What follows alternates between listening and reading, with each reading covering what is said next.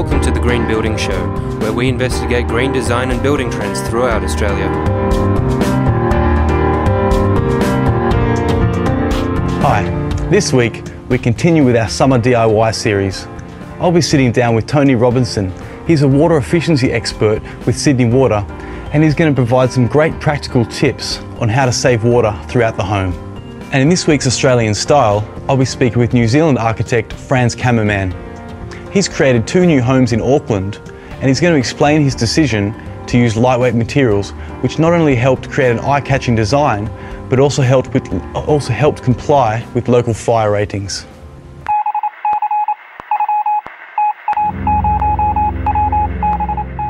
I'm here today with Tony Robinson. He's a water conservation specialist with Sydney Water. Thanks for being with us, Tony. Thanks for having me on. Great.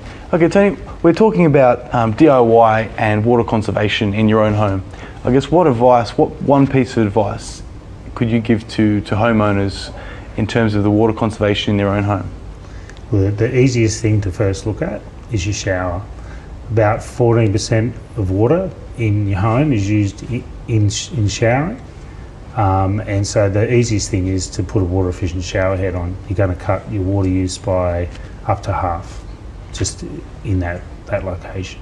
So the water use out of the whole household, you can cut it by half just by... No, for your shower, you can halve basically your water use in your shower by fitting a AAA rated or 3A rated, 3-star rated shower head. Great. And what part of the home is the most water use intensive? Overall, it's the outdoors. So you're using about 27% of water outdoors. 23% of that's on the garden and the lawns. So look, maintaining those. Right. Okay. So I guess what can someone do to reduce that heavy use without killing their garden? Well, most people think it's just about plants, but plants is only one sort of third of the equation. Most people don't even think about their soil. You know, they build beds out of inappropriate things like potting mix, which don't hold any water. So it's about understanding what type of soil you have and improving that. And then the third factor after plants and soil is your microclimate. So windbreaks, proximity to heat sources and things like that, they have a big effect on how much water your garden uses. So for example, people want to plant an azalea. If you can plant an azalea, fine, don't plant it in crappy soil in full sun. Put it in a good protected shaded position, and it can be just as low water using as any native plant. All right, great. And I'm just looking at my own personal water bills. I mean, they obviously people, you know, it's a bill, so it's not the happiest thing to come along. But you know, in comparison with energy prices, it doesn't seem ridiculously priced. Why? So I guess my question is, what's the incentive for people to drastically reduce their water use in their home? Well, it's up to each individual person how they feel about water use and in the environment. If they care about the environment, they're going to care about how much water they're using. But also, the amount of water you use also affects the amount of energy that you're using as well, either to supply the home or in the home. So if you reduce how much water you're using in the shower, for example, you're also reducing how much energy you're using to heat up that water. All right, great. And what kind of financial incentives are there for homeowners to cut their water usage? Well, again, it's not very, because water is very cheap. The main financial incentive is really from what they can save. All right, great.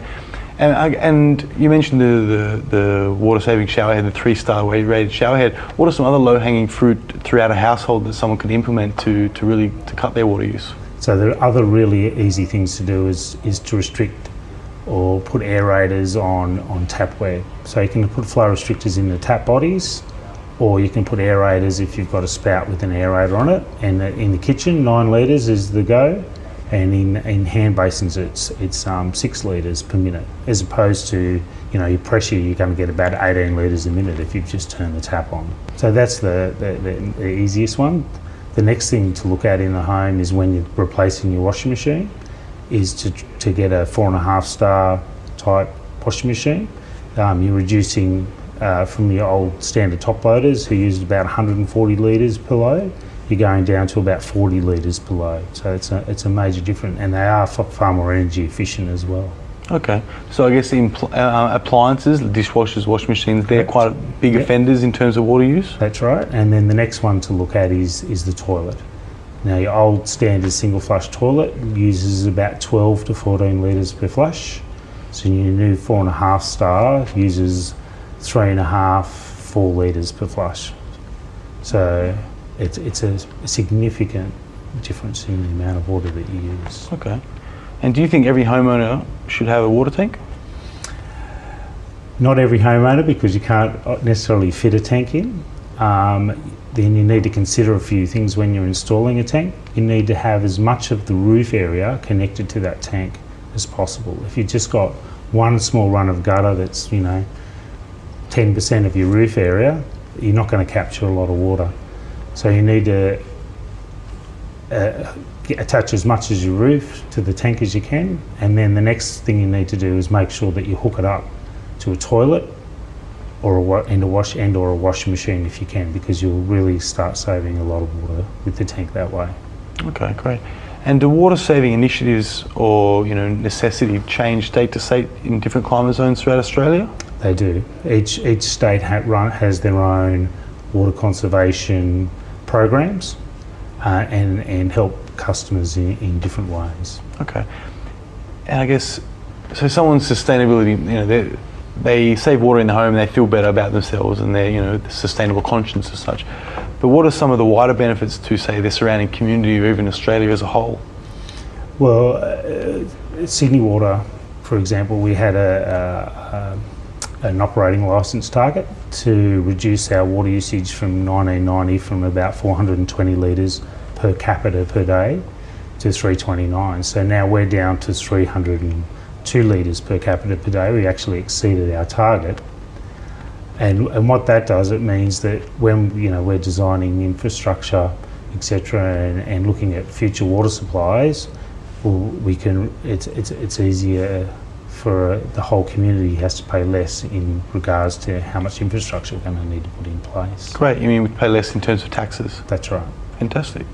And just on those finance, I guess you mentioned earlier that there's no current subsidies for implementing water saving things throughout a house. That's fine, but I guess what could you say to a homeowner to convince them to pay for these water saving initiatives out of their own pocket?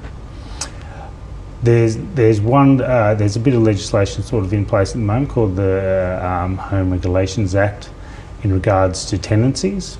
So if you're renting, if someone's renting, they need, if the owner of the property can now bill the tenant for water usage. But to do that, they have to make sure that their home is water efficient. So if there's any tenants out there that want to be getting billed or want to be billed, their owner of that property must make sure it's water efficient.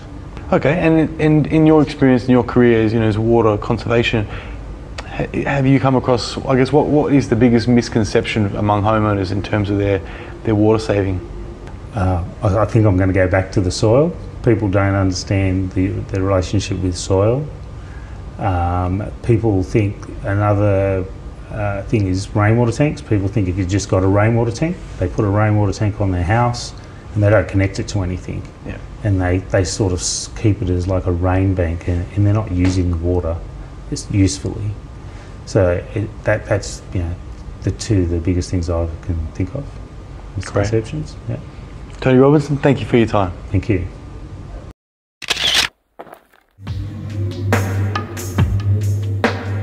So Victoria, you gave us a taste of Christmas gifts last week. What have you got for us today? Following on from the 12 days of Christmas giving, eco-friendly gifts, we're going to look at 6 products priced between $30 and $50 that are eco-friendly. First of all, a classic David Suzuki's Green Guide, available from biome.com.au. It's $29.95, always a great one. Number 2, we've talked a lot about bamboo this year, and from the generalgiftstore.com.au, also for $29.95 is a bamboo iPhone case. which is pretty cool. Number 3, you know I love upcycling, and from stateofgreen.com.au are these Toby Estate cushions made from upcycled coffee sacks.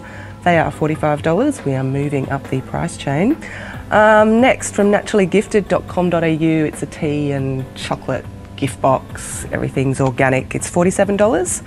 Number 5, for $49.50 from stateofgreen.com.au is a recycled billboard messenger bag. It's kind of a bit funky with some weird oranges and browns in there, but it's pretty interesting. And finally, definitely one for the kids. This is $49.95 from latestbuy.com.au. It's called a sun jar, and it actually works through LED lights and all kinds of technical things, but basically you tell the children you put the jar out in the day, and at night it's like a little night light. So it's just a cute gift for kids. That's it, 12 gifts in 2 parts for under $50.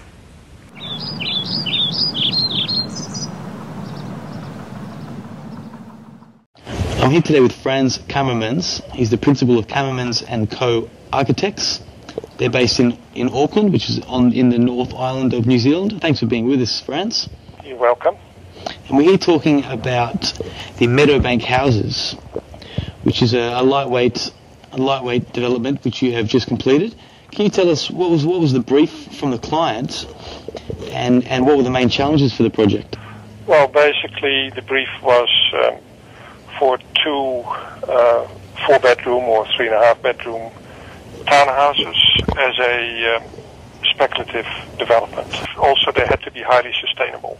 Mm-hmm. Like they are passive solar heated, so they're largely heated in by natural means, and also cooled. On the sustainability point, how important was the sustainability credentials of this home? How important was that for the client and its sellability?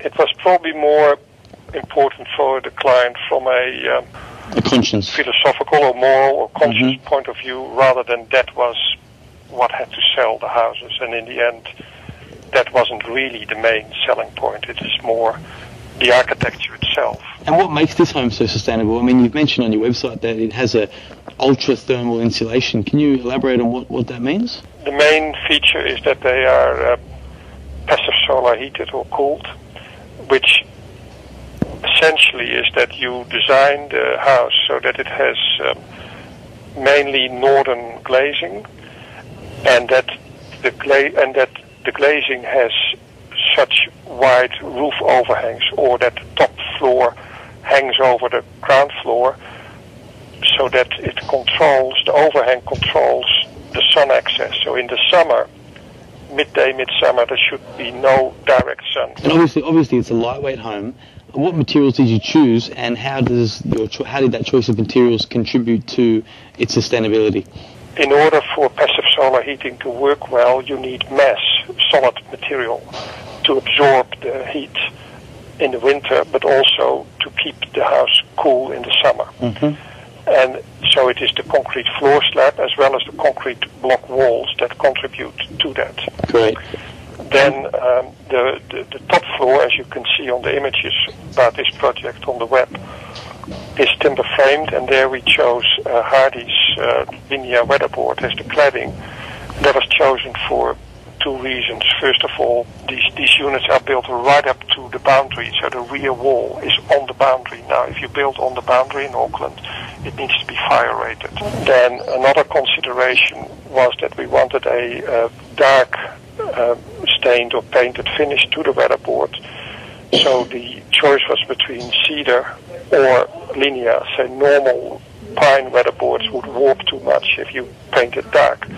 Plus, most cedar comes from old growth forest in Canada, so in that respect, linear is more of a renewable product than